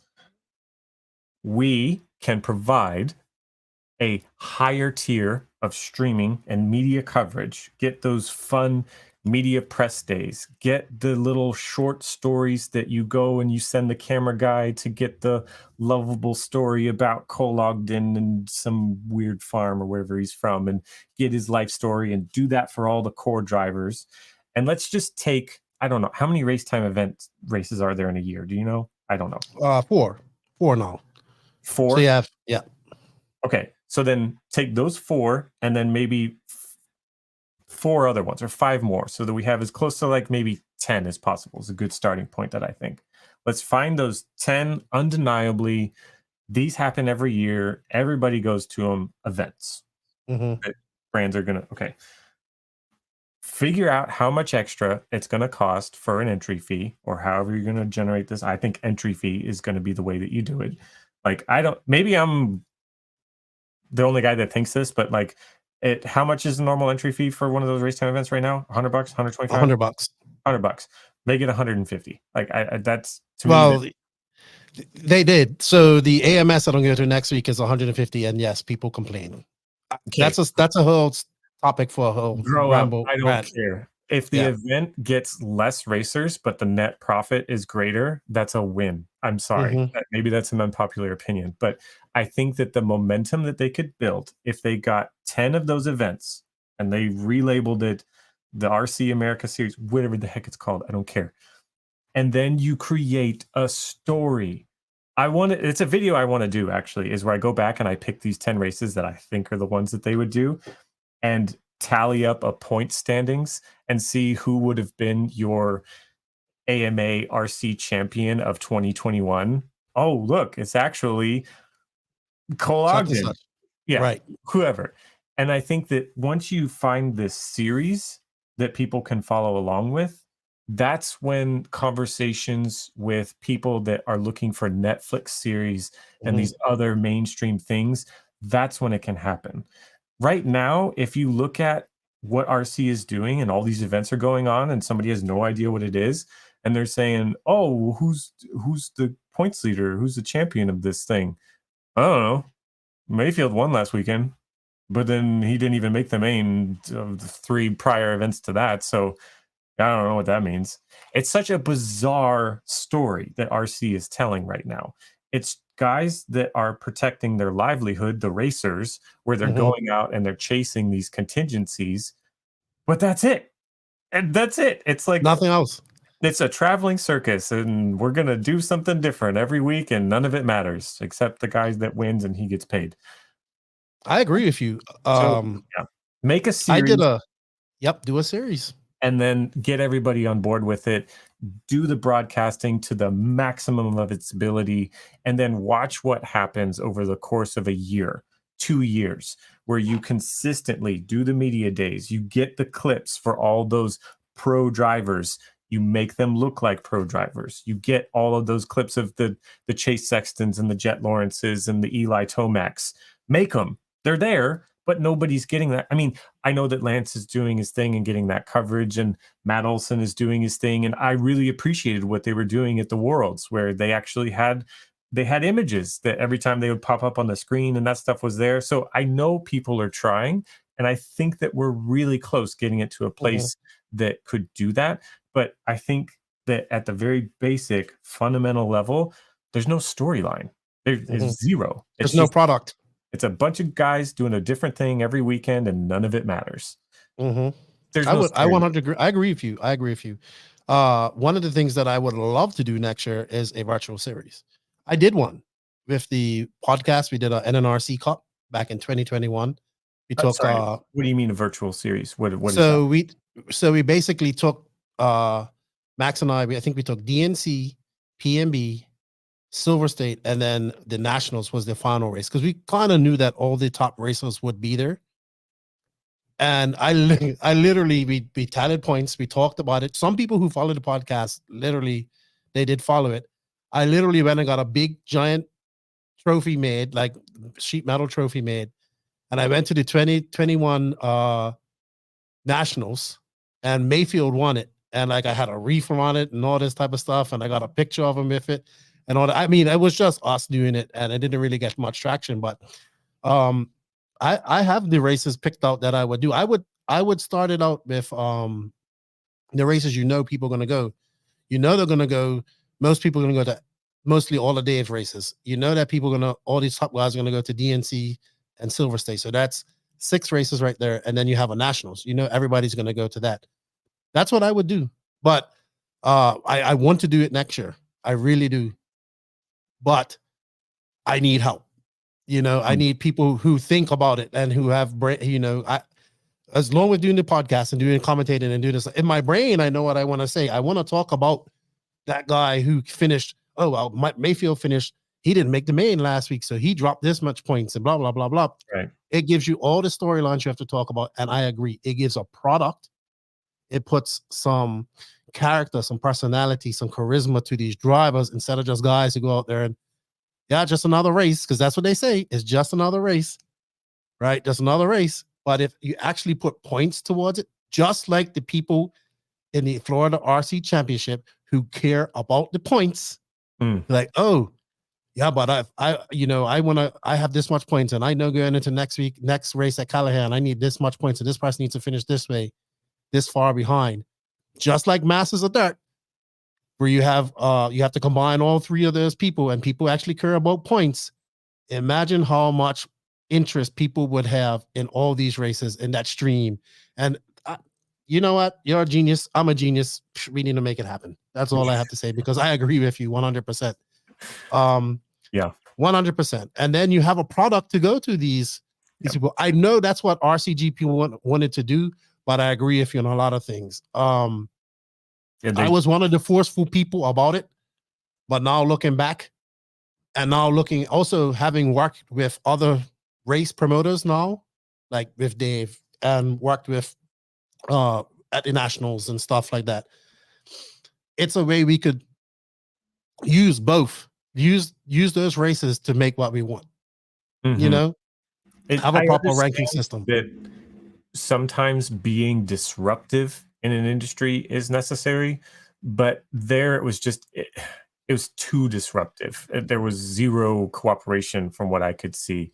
So I think that if there was, maybe it would have been a little bit more successful. But because I saw people like Brent, I know that he was a big fan and supporter of the event, and he went to the Worlds and he was on board, man. But I just didn't see it from the bigger people that would ultimately help it. It definitely needed the bigger brands for sure. It definitely did. Yeah. Did. But I agree with you, and we can do this all virtually, right? And it could be, you can have your own point system. You have your own, like I would talk about it on the podcast after every race. So this person's points went to this person. Just like that's my dream. That is my dream. Well, because I mean, everything like Supercross has the fantasy thing that Rocky Mountain TV does, and it's like there's so many fun things that you can do to build the engagement with the fan base, and then that can have spill over to people that don't know so much about it, but suddenly find it interesting, just based on that content that's being pushed out there. So I have a proper ranking system, like that this person is number one, exactly. This person is number two. Needs to happen. It's just, hey, we've been doing it this way for so long and it was fun and people enjoyed it, but like we just collectively need to agree that this needs to happen if we care about this going and continuing to grow. I 100% think it's necessary, and it has to make money. It has to be supported because nobody works for free, and to do all of that, it takes time, and to do it properly, like promoting wise and dedicating. And like what my dream is, like, hey, you'll be at these races. It's the such and it doesn't have to be. It's the such and such. Now it's the NNRC Cup, and you have it all set up there. You have your press conference afterwards with your backdrop, and you have your logo there. And this is race number 3 of the NNRC Cup. We came to PNB here at White Pine, and blah blah blah. But you go there, you set that all up, and you take like yes, you're doing the stream for the race, but it's for your series, like that, whatever series that is bought to you. It could be bought to you by such and such. The such and such series bought to you. Like it's a way to generate money as well, in my opinion, within the industry, and promote these companies. But that will also be exciting for somebody outside of RC to look into. I think that one of the big challenges that a lot of tracks face is that they realize, maybe they didn't know it at first, but suddenly they find themselves in a, wow, this is just a charity. I'm not making money in this situation. So trust me, I do not have any aspirations to open up a hobby shop and a track and find a way to make that profitable. But if you are in the position where you feel it necessary that you are going to become the provider of a track and the whole race day experience, I think it's very important for them to understand that that is a product and that it's not necessary for people to contribute to it. They're going to do it based on whether they had fun or they enjoyed it. So like I see a lot of tracks that will suddenly, a lot of their public facing posts and whatnot become very like victimizing, like, oh, woe is me, and we're not going to make it if you guys don't help us, please, please, please. And it's like, trust me, I get the struggle, but also I went to that track and I did that race day, and it was the worst race day experience that I've had. So it's maybe the wheel of capitalism rolls on and you're not getting the support that you need because you don't have the best products that you could. So I think that something that a lot of tracks could do is maybe take note from like the level of, how do I say this? Diversity is the wrong word. Ability that something like a streamer has. Maybe you need to have a conversation with some hotshot kid at a college that understands how to use OBS, a webcam, and some other form of video capture. Because if you provide this as a better product, like what Lance is doing with his experience, I think a lot of people are underutilizing their ability to leverage all these tools, these beautiful things that we have for content creation that could help this problem that you have of the product of your track and marketing your whole thing of what you got going on. So have a amazing race day experience like what Lance is doing, and then maybe learn a thing or two about how to broadcast this whole thing so that the racers can be more involved. So I know it's not going to fix every problem under the sun, but I look at a lot of tracks and I go, well, let's be honest, there's a lot of things that you could be doing that you're not. Absolutely. I agree with you 100%. My last question is, and then we're going to wrap this up. You got that Losi Promoto X in the background. I think it's a great piece of kit. You have worked intimately with the motocross industry. Okay. I am we always hear about we should put a race alongside a motocross race, a supercross race, which I think would Oh, be fun. But do you think that's I happen to think that the motocross, supercross guys, not necessarily the pro guys, but people like yourself, maybe people who have done motocross all their lives. When I think about people like Al Horn, Joe Bornhorst, all these guys who did motocross and then found RC, is that an untapped market that we aren't really promoting to, of racers that can probably go racing, get into this really fast and easy because it's very similar to motocross, like when I, the physics of it. When it seems like we're not really catering to that at all, we're not trying to push to that.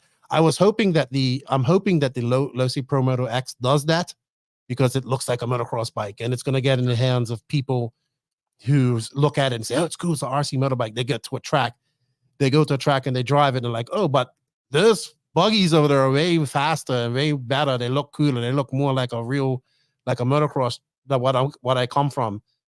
Do you feel that the motocross crowd, supercross crowd, bike riding crowd, probably full scale racing on a vehicle altogether, cars and whatnot, is an untapped source of potential racers that we're not tapped into? possibly. Mm-hmm. Uh, it makes sense on paper. You're like, Mm-hmm. these guys like to race. They like dirt. They like jumps. Maybe they'll like RC cars because, but it's tough. There's so many different ways that I could approach the answer. I think the short answer is, yeah, I think probably there's a community there that would be some low hanging fruit for Mm-hmm. a marketing effort. So hence you see this thing back here, and what us racers, especially TLR guys like myself, we can look at like something like that. And Horizon, the company at large, took a lot of R&D dollars and efforts from people like Frank Root and a bunch of people to dump it. I had nothing to do with it. This thing got brought to my attention by the time it was literally in a box, like, okay, here, buy it. I basically caught wind of it like a couple weeks before that. And they were like, hey, by the way, we made a dirt bike. I was like, whoa, this is cool. Wish you guys would have told me sooner. I kind of been doing moto stuff for a while. But anyways, Mm-hmm. um, the challenge is kind of like you said. I a lot of people are like, why haven't you made a video on it yet? And it's because I had a very tough time coming to terms with my personal frustrations that I may have with things like TLR and then like what people are doing to grow our sport. And then I look at, we're wondering, I don't have a stadium truck and our two-wheel buggy hasn't been updated in forever. And I kind of wish there was some stuff different with the 8 scale. And then you make this instead. What the heck, guys? Come on. And you That's get gonna make rid of more money. that, yeah. And so it's like that was a ton of money. And they don't have a team that they could just hire independently to do that and then continue to do all their TLR stuff. Like we've been saying the whole time, we are way too small to have that broad reach of a R&D and development effort. So it probably is like you're saying. Maybe this is like we kind of look at the short course truck and what it did Mm-hmm. back in the mid 2000s, late 2000s, and that gigantic boom that brought a ton of people into our sport because they're like, whoa, that thing's cool. It's a truck and it looks like a trophy truck and I can drive one and I can go race it down at my local track. This is great. And it definitely contributed to a huge growth spurt in RC. I think the key difference between these two products is the end user experience. Mm-hmm. This Promoto, it's super cool. I look at it and it's a mechanical marvel. It's very neat. I really enjoy looking at it. Personally, it seems to cater more towards the basher community, which Mm-hmm. there's nothing wrong with that. I get it. If it's a bridge to get us between the basher community to racing, and this is the new piece, okay, I guess I can get on board with that. But I think I just have to come to terms with, as much as I wanted new TLR product for me because I'm a racer, and clearly they did this instead in some capacity. I was left frustrated, but now I understand that it's like, okay, maybe this is just for the basher guys, and we're going to try to reach those people that you're talking about that are out there with their dirt bikes and they might see this, think it's cool, and then lead them to a car. I think the transition is it. I'm kind of like, I don't know, guys. You're going to tell them to go spend $600-700 on this, and then they go to the track, and then they realize it's very, very, very, very hard to get it around the track. So then they're going to buy this instead. I don't know. I think they're just going to bash it around a little bit and then move on. So I don't know how much that's going to translate if that is our vehicle to get people into RC, because that initial experience and difficulty is going to be very hard for them to get over. And I'm not saying that, I'm not saying something bad about the product. They did a No, great I know what you mean. I've watched them go around tracks. they've the licensing effort and the scale aspect of this thing is truly incredible. It's like probably the best thing that's ever happened. But will it translate to more racers at the track?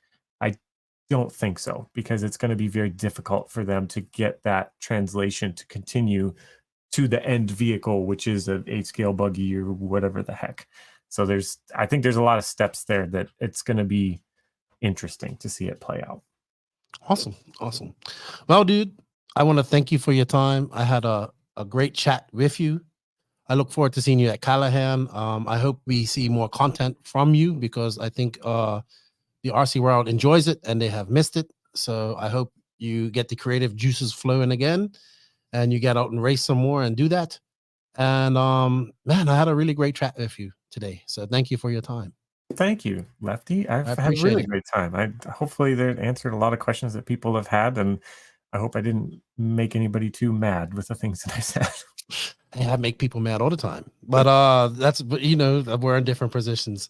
But I appreciate it, man. And it was like the Jason Snyder thing. I thought it was gonna go one way and it went the other way. So I greatly appreciate it. No, that's in a good way. That's surprising for me. So thank you.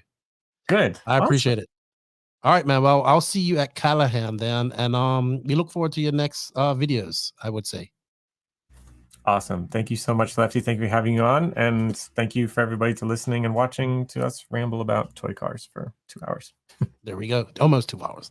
All right. So that's Ryan Stiles Harris. If you haven't gone over to his YouTube channel, go over there, hit that sub button. He's got a lot of great content on there already. And yeah, you guys will enjoy it. And we look forward. We need more of your content out there. So keep it up. We appreciate you. I'll do it. All right. Talk to you later, dude.